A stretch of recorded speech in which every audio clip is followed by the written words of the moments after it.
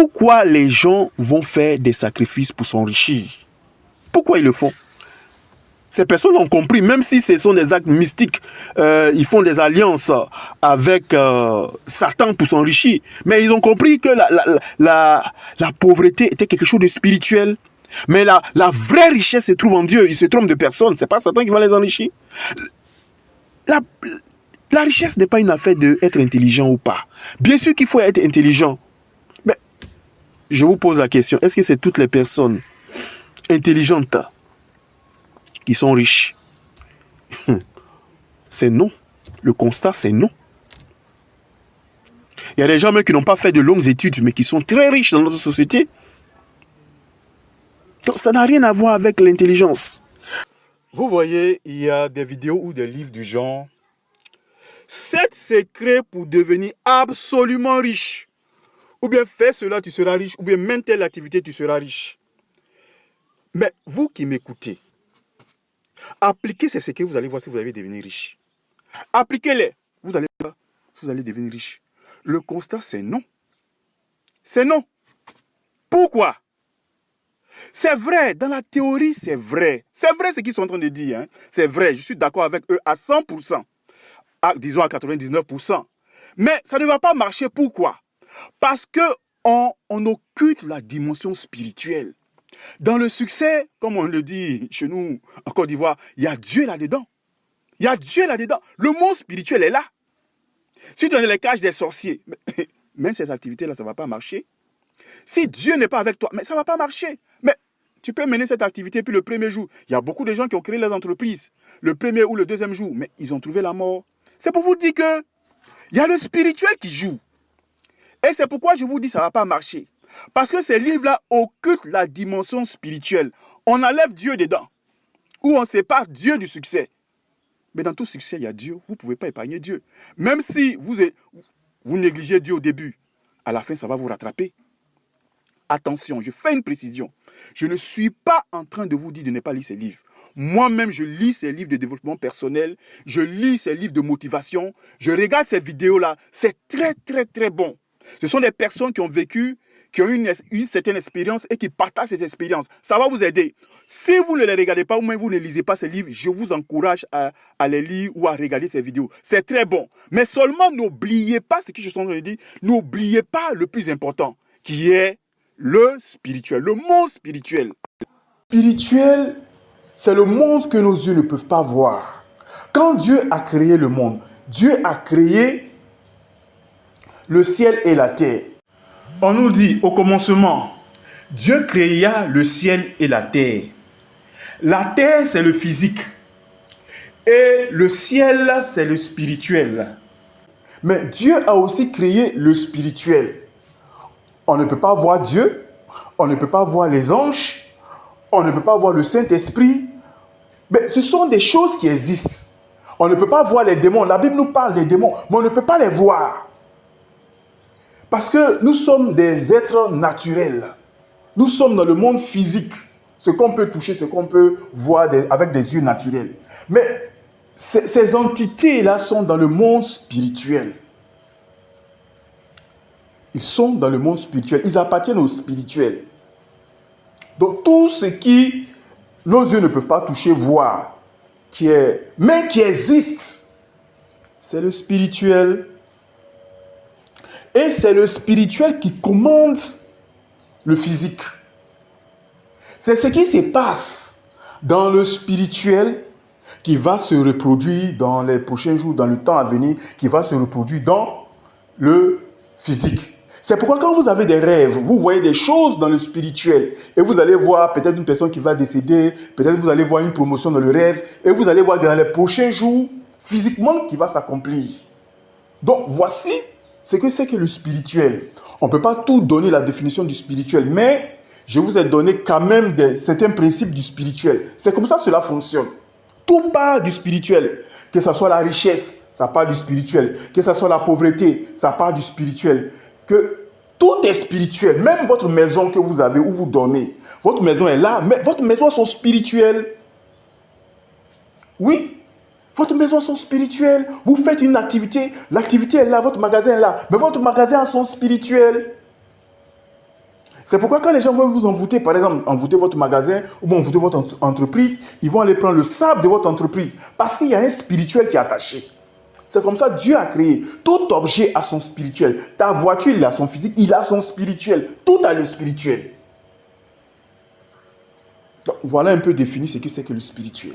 Et les chrétiens, vous allez comprendre pourquoi le monde des ténèbres, les sorciers, arrivent à dominer sur les chrétiens. Vous allez comprendre.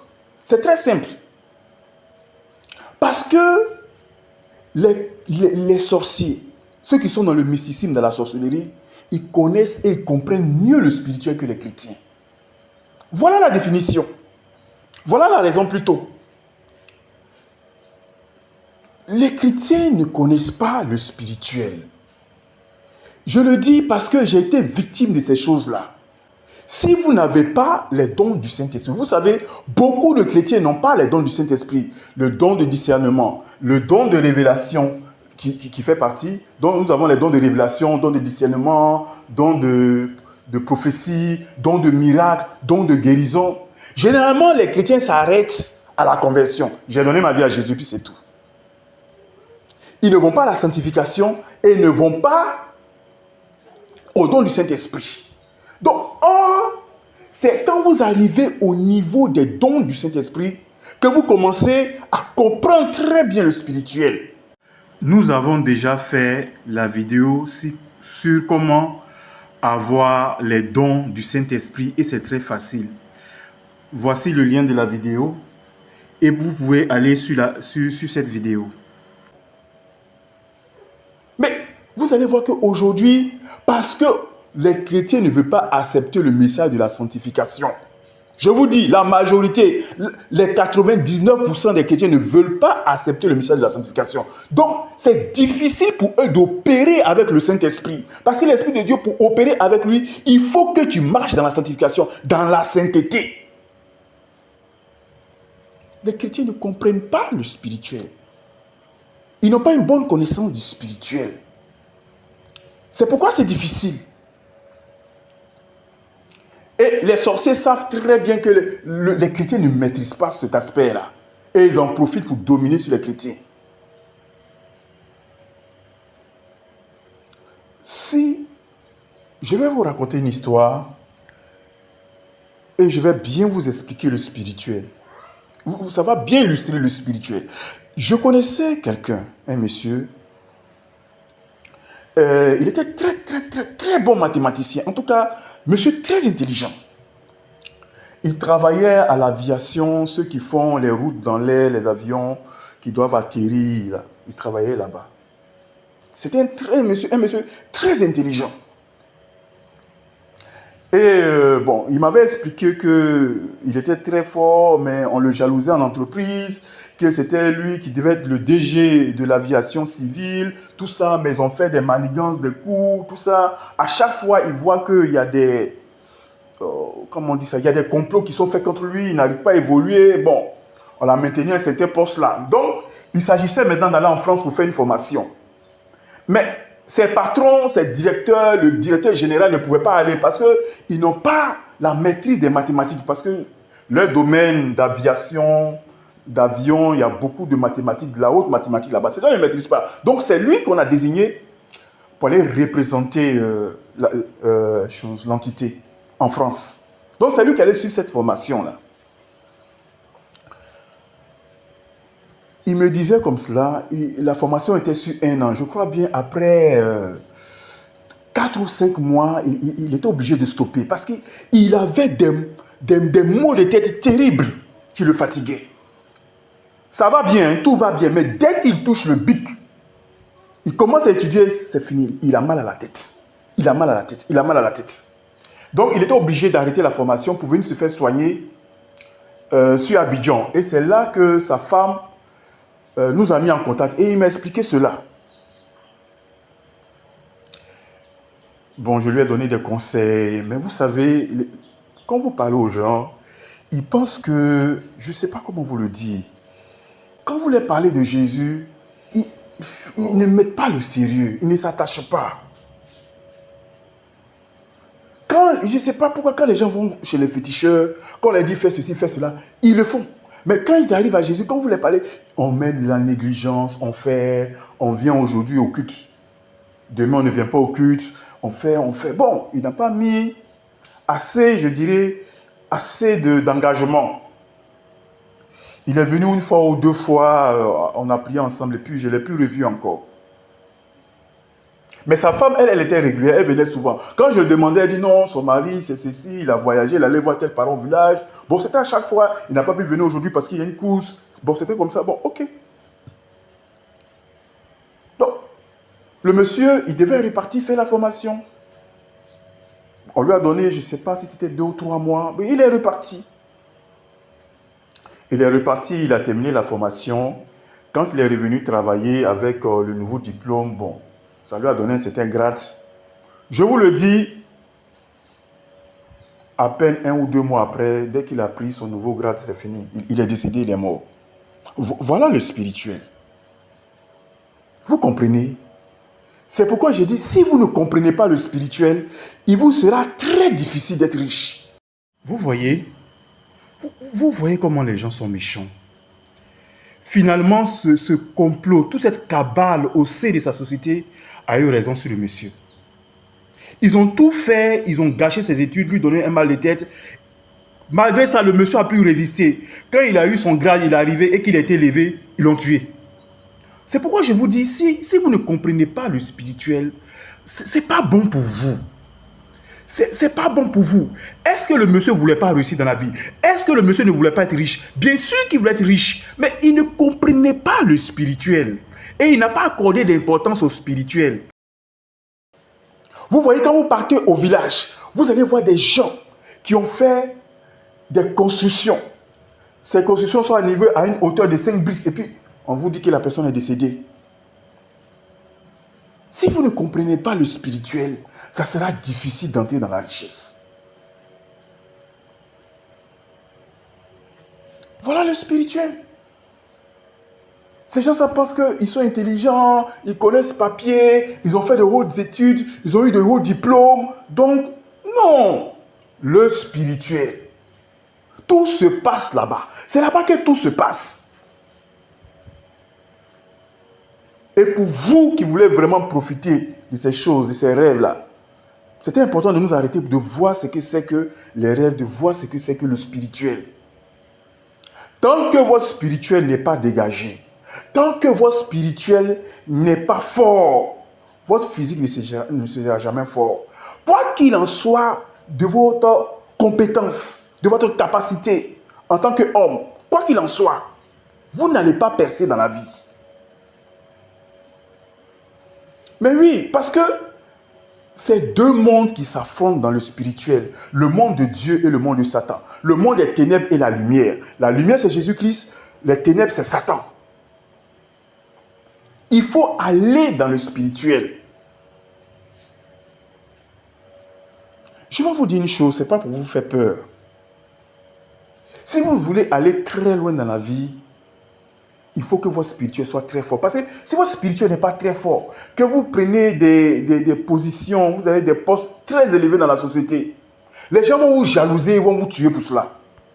Parce que vous êtes ministre, parce que vous êtes DG. Bon, d'autres ne connaissent pas. Donc, ils sont obligés de rentrer dans la sorcellerie, dans les loges mystiques, à utiliser des pouvoirs sataniques pour se protéger. Aller faire des pactes avec Satan pour se protéger. Mais la protection, c'est en Jésus-Christ. La véritable protection. Satan ne peut pas protéger quelqu'un. Satan, il te protège comme on élève un poulet de chair. C'est pour te manger après, c'est pour te détruire après. La vraie protection, c'est en Jésus-Christ. Les sorciers le savent très bien. Les démons aussi le savent très bien. Un chrétien qui marche dans la sainteté, qui est rempli du Saint-Esprit et qui a les dons spirituels, il ne faut pas t'attaquer à lui. N'essaie pas. Ne t'attaque pas à lui. Parce que si tu veux insister, tu vas mourir toi-même. Les sorciers savent très bien quel est le chrétien qu'on peut attaquer, quel est le chrétien qu'on ne peut pas attaquer. Ils le savent très bien. Ils savent qu'il y a des chrétiens avec qui on peut jouer. Ils savent aussi qu'il y a des chrétiens avec qui il ne faut pas jouer. Regardez le fou de Gadara. Quand Jésus-Christ s'est approché du fou de Gadara, mais les démons ont commencé à crier, « Mais qui es-tu, fils de l'homme ?» Tu es venu pour nous tourmenter, pour nous jeter en enfer. Mais ce n'est pas le temps, n'est pas encore arrivé. Vous voyez? Les démons même savaient qui était Jésus-Christ. C'est comme ça, quand vous êtes chrétien, quand vous arrivez dans un lieu, dans une entreprise, dans une société, là où vous êtes, ou bien vous vendez au marché, quand vous arrivez même au village, en tout lieu, les gens savent qui vous êtes. Ils savent qu'on ne peut pas jouer avec vous. C'est pourquoi je vous dis, ne jouez pas avec vos vies chrétiennes. Le problème, c'est ça. Les chrétiens n'arrivent pas à se décider qui vont suivre. Engagez-vous. Si vous voulez vous donner à Jésus-Christ, là, donnez-vous à 100%. Je dis bien à 100%. Pas à 99%. Je dis bien à 100%. Soyez à 100% Jésus-Christ. Vous allez voir si on peut jouer avec vous. Sachez bien une chose. Il n'y a pas de hasard sur notre terre.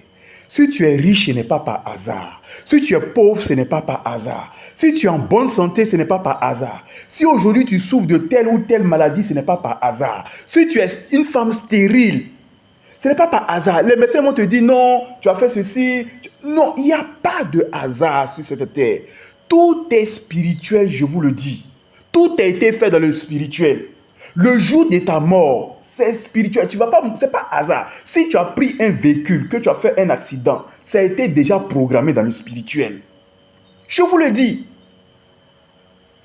Il n'y a pas de hasard. Si aujourd'hui tu as fait de très bonnes ventes dans ton entreprise, c'est spirituel. Si aujourd'hui tes affaires ont capoté, tout part dans le spirituel. Ça a été programmé. Sachez bien, c'est un principe du spirituel. Il n'y a pas de hasard sur notre terre. Si tu veux la véritable protection, c'est en Jésus. C'est pourquoi il est écrit dans le livre de Matthieu chapitre 28 et le verset 18. Jésus s'étant approché d'eux leur parla ainsi. Tout pouvoir m'a été donné dans le ciel et sur la terre. Vous voyez, Jésus a tout pouvoir dans le ciel, qui est le spirituel, et sur la terre, qui est le physique. C'est Jésus-Christ qui est le maître du spirituel. C'est lui le maître du spirituel. C'est lui qui peut te protéger. Alors, viens à Jésus. À la prochaine vidéo.